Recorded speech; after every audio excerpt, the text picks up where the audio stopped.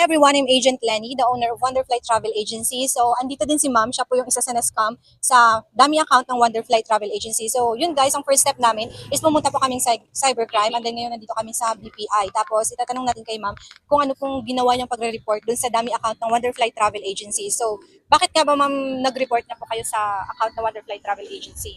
Kasi nagsisearch kasi ako about ng pag-aano ng ano. Hello guys, so nandito naman tayo ngayon sa kung saan malapit yung bahay na ni ma'am. Umalis tayo dun sa BPI, gawa nga nung baka makapiright naman yung page ko dahil kung mapapansin nyo before, ay kinat ko po dun guys kasi may background music. So ngayon, ay papagpatuloy natin dito ang interview natin kay ma'am Nana Scam dun sa dummy account ng Wonderflight Travel Agency. So gusto kong malaman nyo na nireport namin as an owner ang Wonderflight Travel Agency na nangi-scam kasi ang only account lang ng travel agency ay kung saan po ito nakapost na meron na pong nakalagay sa logo na video call before book. So ngayon guys, gusto kong malaman nyo ang process na ginawa ni ma'am at nagkaroon tayo ng action para sa scammer na yun. So ma'am, kwento naman po dito sa ating mga followers kung ano po yung ginawang action natin sa nangyari sa inyong pang-scam ng dummy account ng Wonderflight Travel Agency.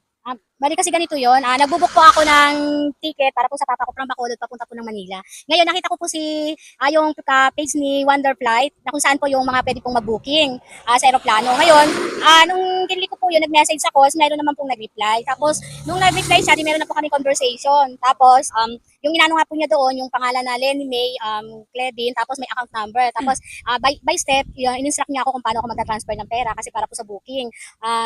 Ngayon, nagawa ko naman po yun. Tapos meron po ako mga screenshot ng payment, which is yung first payment ko is almost kulang-kulang 2,000. Tapos yung basta lahat-lahat po is 3,800. Nung nag-ano na po kami is okay na. Wini-wait ko po sa kanya yung copy ng ticket. Kasi okay na yung transaction namin eh.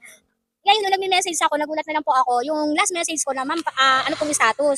Wala na. Yung aking pong message sa kanya, could not send ang nakalagay doon sa messenger. Doon po pala nag-stop. Opo, doon na po nag-stop. Nag-alala na ako. Paano yung travel tax po pala na sinasabi nyo? Nakapagpadala po ba kayo sa kanya? Parang may pina-add pa po siya, di ba? Opo, bali nung una kasi sabi niya promo, saka senior po yung papa ko. Bali ang hiningi niya lang po ng first payment is 1,985. Ngayon, akala ko na process na. Tapos sabi niya, ay ma'am, sabi niya after 5 minutes, nakalimutan ko po pala, meron po palang travel tax. Yun sinasabi niya, which is 1 plus na naman. Di, para po magtuloy-tuloy po yung natin, yung proseso at ma-release ko na po yung ticket. Sige Sabi po. niya.